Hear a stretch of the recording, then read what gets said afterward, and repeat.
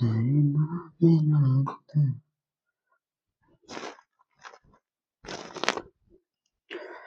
हिंद प्यारे साथियों, मैं रवि सक्सेना आप सबों के बीच में आज कुछ इम्पोर्टेंट क्वेश्चन फिर से लाया हूँ जो लूसेंट का संकल्प यात्रा 60 दिन का है। तो आज लगभग अच्छा खासा एपिसोड हो चुका है, तो कोशिश कर रहा हूँ कि अब से लगातार वीडियो जाएगा, ठीक है, क्योंकि थोड़ा सा कुछ डिस्टर्ब होने के कारण आपका वीडियो गैपिंग हुआ एक दिन। तो कोशिश कर रहा हूँ कि वीडियो गैपिंग ना हो और एक दिन में 2 वीडियो जाए और प्रतिदिन आपको 9 बजे लगभग मॉर्निंग में वीडियो मिल जाएगा, ठीक है, 8 से 9 के बीच में, मगर ऐसे 99% 9 बजे आपको मिलेगा ही मिलेगा, ठीक है। चलिए आइए हम स्टार्ट करते हैं क्वेश्चन पे। सबसे पहले नंबर पहला क्वेश्चन में कह रहा है कि थानेश्वर में वर्धन वंश और पुष्पभूति वंश की स्थापना किसने की? तो यहाँ पर अगर आप जानते हैं तो इसका आंसर जवाब दे सकते हैं ए करके, बी करके और सी करके, या तो डी करके आप लिख करके भेज सकते हैं कमेंट में, ठीक है। तो यहाँ पर है कि हम ज्यादा समय नहीं, फास्ट में कोशिश करते हैं कि क्वेश्चन खत्म करें, क्योंकि यहाँ पर किताब को खत्म करना है, ठीक है, यहाँ पर कोई डिस्कशन नहीं करना है। तो चलिए हम स्टार्ट करते हैं यहाँ से फिर से वही अपना पुराना अंदाज में। तो यहाँ पर आंसर क्या हो जाएगा? 3 हो जाएगा, पुष्प भूति वर्धन, ठीक है। अब यहाँ पर सूची 1 और सूची 2 को मिलान करने का रहा है, तो इसका आंसर सेम है, मिलान ए और से बी, मतलब इससे इसमें है। तो वर्धन जो है कहाँ? थानेश्वर राजधानी, वर्धन वन राज्य का जो था थानेश्वर राजधानी था। चलिए उसी तरह से आगे देखते हैं इसका आंसर, क्वेश्चन आंसर। आंसर देखिए इसका, तो यहाँ पर आंसर क्या हो जाएगा इसका? मौखरी जो है, मौखरी कन्नौज हो गया, वाकाटक जो है पुरिका में, और मैत्रक जो है बल्लभी से है, ठीक है। तो इस तरह से मिलान इसका किया हुआ है, समझे। चलिए आगे हम देखते हैं इसका क्वेश्चन। देखिए यहाँ पर क्वेश्चन, अगर आपको कहीं दिक्कत लगी तो आप कमेंट कीजिएगा, ठीक है। चलिए कोई भाई कमेंट किए थे कि आप इंग्लिश में क्वेश्चन कराएं, या तो क्या बोल रहे थे वो बेहतरीन से कमेंट नहीं किए थे, मगर साफ से आप कमेंट करके बोल दीजिए। हम आपको कोशिश करेंगे कि आपका इंग्लिश पूरा क्वेश्चन तो नहीं कर पाएंगे, क्योंकि इंग्लिश यहाँ पास नहीं है, ये पूरा हिंदी है। तो आप क्या इंग्लिश करने बोल रहे थे आप कमेंट कीजिएगा बेहतरीन से, साफ से। चलिए हम 3 नंबर क्वेश्चन आप लोगों के बीच में रखते हैं, 3 का स्टार्ट करते हैं, ठीक है। 3 में भी कह रहा है मिलान करना, राजवंश है और संस्थापक। तो यहाँ पर 3 का आंसर अगर आप जानते हैं तो कमेंट कीजिए। यहाँ पर आंसर इसका बी होगा, तो 1 का 4 और 2 का 2 और 3 का 3 और 4 का 1 में है, ठीक है। कर लेकिन वर्धन जो है किसका?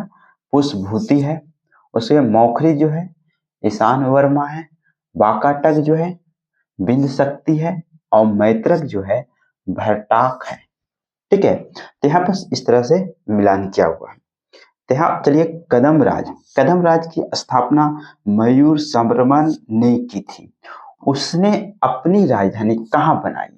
मतलब जो है अपना मयूर शर्मन जो है अपनी राजधानी कहाँ बनाए थे?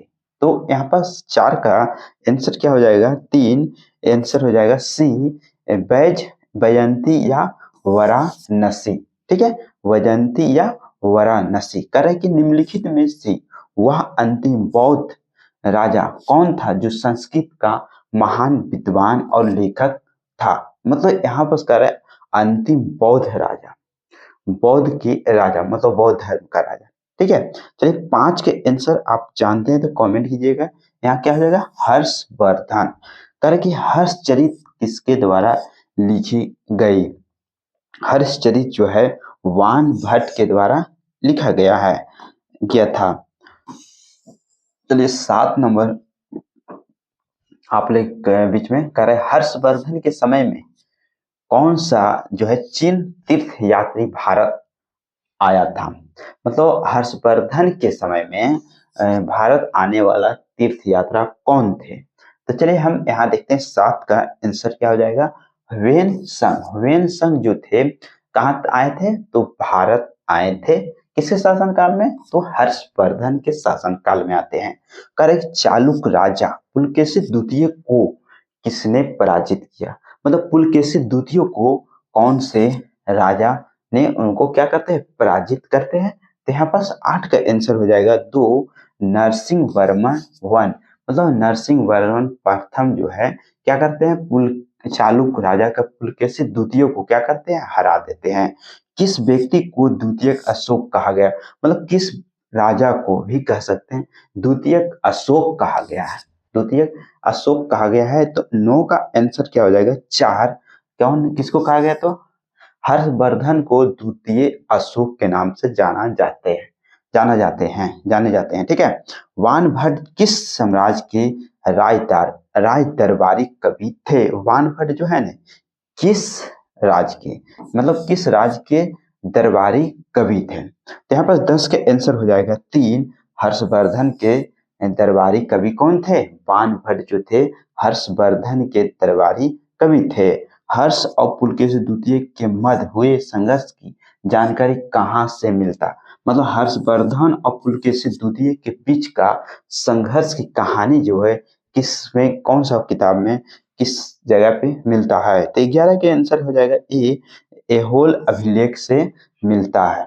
ठीक है। प्रतापशील हून हरिन केसरी महाराजाधिराज नामक की उपाधियां निम्न में से किसकी थी? मतलब यहाँ पास हून हरिन केसरी की उपाधि जो है महाराजाधिराज नामक उपाधि का किसका था? तो यहाँ 12 के आंसर हो जाएगा 2, प्रभाकर वर्धन। चलिए 13 नंबर क्वेश्चन आप लोगों के बीच में रख रहे हैं। सम्राट हर्ष ने अपनी राजधानी थानेश्वर से कहाँ स्थानांतरित की? मतलब कह रहा है कि मतलब सम्राट हर्ष ने अपनी राजधानी कहाँ स्थानांतरित कर लेता है? तो 13 के आंसर आप जानते हैं, कमेंट कीजिए कहाँ करता है? तो कन्नौज कर लेता है। ठीक है। सकलोत जो है रापत नाथ किसे कहा गया? तो 14 का आंसर हो जाएगा आप लोगों के बीच में, 14 का आंसर 2 होगा हर्षवर्धन। ह्वेन-त्सांग जो है किसके शिलादीप कहा गया? किसे शिलादीप कहा गया है? जो 15 के आंसर हो जाएगा 4, 15 का आंसर 4 हो जाएगा। 15 का आंसर क्या हो जाएगा? हर्षवर्धन। करेक्ट। गुप्त वंश के हर्ष के पश्चात उत्तर भारत में बड़े भाग का पुनर्गठन किसने किया था? 16 के आंसर हो जाएगा आप लोगों के बीच में 3, हर्षवर्धन। तो यहाँ पर कह रहे बंगाल का कौन सा शासक हर्ष का समकालीन था? मतलब बंगाल का कौन शासक था जो हर्षवर्धन के समकालीन थे? तो यहाँ पर 17 का आंसर हो जाएगा आप लोग के बीच में, 17 का आंसर ए हो जाएगा शशांक। चालुक्य शासक पुलकेशी द्वितीय ने किस नदी के किनारे हर्षवर्धन को परास्त किया था? किस में किया था? तो 18 का आंसर हो जाएगा, 18 का आंसर आप लोग के बीच 3 होगा, नर्मदा के। कल हर्ष के शासन काल में उत्तर भारत का सबसे महत्वपूर्ण शहर कौन सा था? तो सबसे महत्वपूर्ण शहर कौन था? तो 19 का आंसर 3 हो जाएगा, कन्नौज। कौन था? तो कन्नौज था। चलिए 20 नंबर हम क्वेश्चन आप लोग के बीच में रखते हैं। 20 नंबर कह रहे कि हर्ष की जीवनी किसने लिखी? हर्ष की जो जीवनी है किसने लिखी था? 20 के आंसर आप लोग जानते हैं तो कमेंट कीजिएगा। हर्ष का तो वानभट्ट। हर्षवर्धन जो है अपनी धार्मिक सभा कहाँ करता था? मतलब हर्षवर्धन जो थे वो अपना धार्मिक जो है धार्मिक सभा कहाँ करता था? तो कहाँ करते? तो 21 के आंसर हो जाएगा 2, प्रयाग। कहाँ? तो प्रयाग। वर्धन वंश की राजधानी थानेश्वर किस प्रदेश में स्थित है? वर्धन वंश की राजधानी थानेश्वर जो है किस प्रदेश में स्थित है? तो 22 का आंसर हो जाएगा 2, यहाँ पास हरियाणा। हर्षवर्धन की बहन राजश्री का विवाह किसके साथ हुआ था? मतलब हर्षवर्धन के बहन जो है राजश्री का विवाह जो है किसके साथ हो जाता है? 23 का 2 हो जाएगा मौखरी नरेश ग्रह वर्मा से। हर्षवर्धन की अग्रज राजवर्धन द्वितीय की हत्या किसने कर की थी? तो 24 के आंसर आपको लोग बीच में बी हो जाएगा, गौड़ नरेश शशांक। हर्षवर्धन ने 606 ईस्वी में हर्ष संवत की स्थापना किस उपलक्ष्य में की? तो यहाँ पर 25 के आंसर ये हो जाएगा, अपने राज्यारोहण के उपलक्ष्य में। ठीक है, चलिए आगे देखते हैं हम 26 नंबर क्वेश्चन आप लोग के बीच में रखते हैं। 26 में कह रहा है कि कौन हर्षवर्धन की राजधानी थानेश्वर से कनौज ले गया? तो कौन जो है हर्षवर्धन जो है जो कौन है वर्धन वंश की राजधानी थानेश्वर से कनौज ले गया था? कौन ले गया था? तो 26 का आंसर हो जाएगा एक, हर्षवर्धन ले चल जाते। कनौज किस प्रदेश में स्थित है? तो कनौज जो है यहाँ पास ये हो जाएगा उत्तर प्रदेश में स्थित है। हुसैन संघ की भारत में यात्रा के समय सूती कपड़ों का उत्पादन के लिए सबसे प्रसिद्ध नगर था। हुसैन संघ की भारत में यात्रा के समय। ठीक है, चलिए 28 का आंसर हो जाएगा मथुरा। चलिए कवि बाणभट्ट निवासी था, तो कहाँ के निवासी था? तो 29 के आंसर हो जाएगा दो, थानेश्वर के। करे नागानंद का रचनाकार कौन था? नागानंद का रचनाकार कौन था? तो यहाँ पर 30 के आंसर हो जाएगा दो, हर्षवर्धन। कौन? तो हर्षवर्धन। सम्राट हर्षवर्धन ने दो महान धार्मिक सम्मेलन का आयोजन किया था। कौन किया था? धार्मिक सम्मेलन का आयोजन किया था। तो 31 के आंसर ये हो जाएगा कन्नौज या प्रयाग में। कन्नौज या प्रयाग में। नागनंद जो है रत्नावली एवं प्रियदर्शिका नाटकों को नाटककार थे। कौन? तो 32 के आंसर हो जाएगा 4, हर्षवर्धन। 32 के आंसर कितना हो जाएगा? 4। चलिए यहाँ पर 32 के बाद 33 नंबर आप लोगों के बीच में रख रहे हैं। 33 में कह रहे हैं गुर्जरों को किस शासक ने पराजित किया? तो 33 जो है 33 के आंसर 3 हो जाएगा, हर्षवर्धन। आज भी भारत में हुसैन संघ को याद करने का मुख्य क्या कारण है? मतलब मुख्य क्या कारण है? तो यहाँ 34 के आंसर हो जाएगा डी, CU की रचना। CU की रचना। हर्षवर्धन के विजयी जीवन में एकमात्र पराजय देने वाला पुलकेशी द्वितीय कहाँ का शासक था? कहाँ के शासक था? तो यहाँ पर 35 के आंसर हो जाएगा आप लोग के बीच में एक, कहाँ? बदामी या तो वातापी। ठीक है, चलिए हर्षवर्धन ने अपनी पुत्री का विवाह बल्लभी नरेश से किया, जो कि उसकी एक क्या थे? बड़ी कूटनीतिक उपलब्धि भी थी और बल्लभी नरेश का नाम था। तो यहाँ पर 36 के आंसर हो जाएगा ए, ध्रुवसेन द्वितीय से। करे 641 ईस्वी में किसने चीन के राजा ताइसुंग के पास एक राजदूत भेजा? तो 641 में किसने भेजा? तो 37 के आंसर ए, यहाँ पर ये हो जाएगा हर्षवर्धन। चलिए 37 नंबर क्वेश्चन तक मेरा तो ठीक ठाक रहा। आगे देखते हैं 37 के बाद 38 नंबर क्वेश्चन। 38 नंबर क्वेश्चन में कह रहा है कि हर्षवर्धन के भारतीय मिशन के जवाब में चीनी सम्राट ताई जो है ताइसुंग ने 3 चीनी मिशन हर्षवर्धन के दरबार में भेजे, जिसमें एक मिशन हर्षवर्धन के मरो प्रांत पहुंचा। अंतिम मिशन में शामिल उस चीनी राजदूत का क्या नाम है, जिसने हर्ष की मृत्यु के तुरंत बाद जो घटनाक्रम घटित हुआ उसका विस्तार से वर्णन किया? मतलब कह रहा है कि मुख्य रूप से हर्षवर्धन की मृत्यु के बाद जो घटना घटित होता है उसका तुरंत क्या कहते हैं? उसका वर्णन करके एक मतलब अति लिख करते हैं, ठीक है, वर्णन करते हैं। तो 38 के आंसर हो जाएगा यहाँ पास ए वांग हो वैन तसे, ठीक है। करे कि किस चीनी यात्री को वर्तमान शाक मुनि एवं यात्रियों में राजकुमार कहा जाता है? तो 39 का यहाँ पास हो जाए दो ह्वेन संग को ही। ह्वेन संग जो है भारत में लगभग कितने साल रहे? मतलब यहाँ भारत में कितने साल तक रहे थे? 40 के 3 हो जाएगा कितने? तो 14 वर्ष रहे, ठीक है, 40। चलिए 41 में कह रहा है कि ह्वेन संघ के सम्मानार्थ एवं महायान धर्म के प्रचारक हर्षवर्धन ने कहाँ का महासभा का आयोजन किया? 643 ईस्वी में करवाया। तो कहाँ करवाया था? तो 41 के आंसर ए हो जाएगा कन्नौज। चलिए कन्नौज। उसके बाद कह रहा है 42 में कह रहा है क्या? कह रहा है कि कुंभ मेला का प्रारंभ करने का श्रेय किसे दिया जाता है? तो 42 का आंसर हो जाएगा 3 हर्षवर्धन को ही दिया जाता है। कुंभ मेला का जो आयोजन होता है वो किसका दिन था? तो हर्षवर्धन। नर्मदा नदी पर सम्राट हर्षवर्धन के दक्षिणावर्त की अग्रगमन को रोका 43 का आंसर बी हो जाएगा पुलकेशी द्वितीय।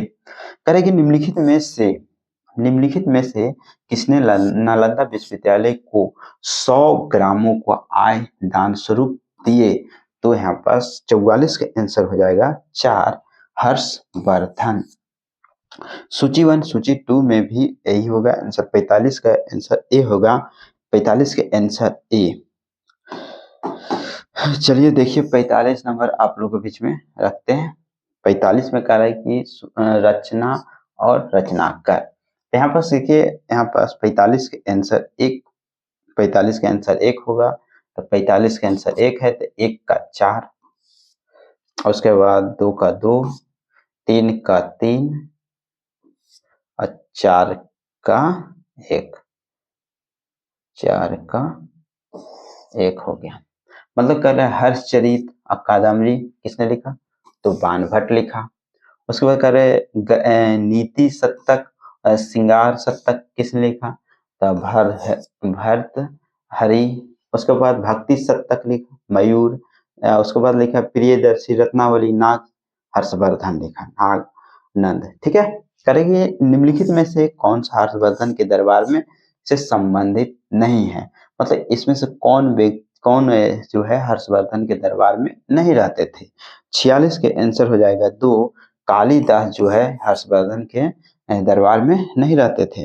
चलिए 47 नंबर आप लोग के बीच में हम रखते हैं, क्या है यहाँ पास? तो कह रहा है कि 47 के आंसर आपका हर्षवर्धन ने किसी नवीन शासक प्रणाली को जन्म नहीं दिया, ठीक है, मतलब नया कुछ नहीं किया था। हर्षवर्धन ने गुप्त शासन प्रणाली को कुछ संशोधनों के साथ अपनाया। तो आंसर यहाँ पास ये हो जाएगा। यहाँ पास कर रहे हैं मिलान करें, तो यहाँ पास मिलान करने के लिए देखते हैं 48 के 4 इफेक्ट में सब सही है। अवंती जो हर्षवर्धन का प्रधानमंत्री सिंहनाद जो है महासेनापति होते थे। कुंतल जो है सेनापति और सेना थे। कल 49 में कह रहा है कि किसका कथन भारत में के लोग गर्म मिजाज के हैं? कह रहे कि भारत के लोग गर्म मिजाज के हैं, उन्हें जल्दी से गुस्सा आ जाता है, ठीक है, परंतु ईमानदार होते हैं। भारतीय स्वच्छता प्रेमी है।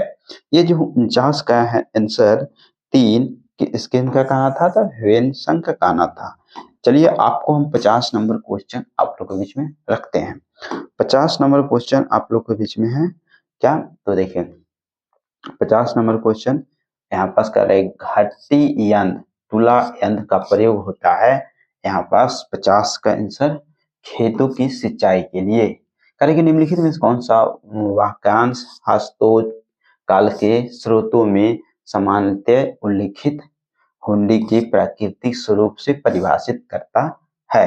तो 51 के आंसर हो जाएगा 3 विनिमय पत्र। दक्षिण भारत के संदर्भ में एरीपत्ती का अर्थ था बामन का आंसर एक हो जाएगा जलाशय की भूमि, जलाशय की भूमि। यहाँ पर देखिए 53 नंबर में कह रहा है कि हर्ष के काल में भू राजस्व की सीमा थी, क्या थी? 53 का आंसर 2, 1/6 से 1/10। चलिए आगे हम देखते हैं यहाँ पास 53 के यहाँ पास 53 तो हो ही गया। 54 नंबर देख लेते, मौखरी शासकों की राजधानी कहाँ थी? तो मौखरी शासकों की राजधानी यहाँ पास क्या है हो जाएगा? कन्नौज। यहाँ पास कन्नौज। CU की नामक यात्रा विवरण निम्नलिखित में से किससे जुड़ा है? तो यहाँ 55 का आंसर हो जाएगा यहाँ पास डी, वोहेन-त्यांग्स। ठीक है, तो इसी तरह से आपको हमारे वीडियो से बने रहे और चैनल पे नए हैं तो चैनल को से जुड़े और वैसे स्टूडेंट को जरूर एक बार शेयर करें जो नए नए अभी तैयारी कर रहे हैं और जो अगर तैयारी कर चुके हैं, लगभग सिलेबस कंप्लीट कर लिए हैं, तो एक बार इस बुक को जरूर कंप्लीट करें। Thank you so much.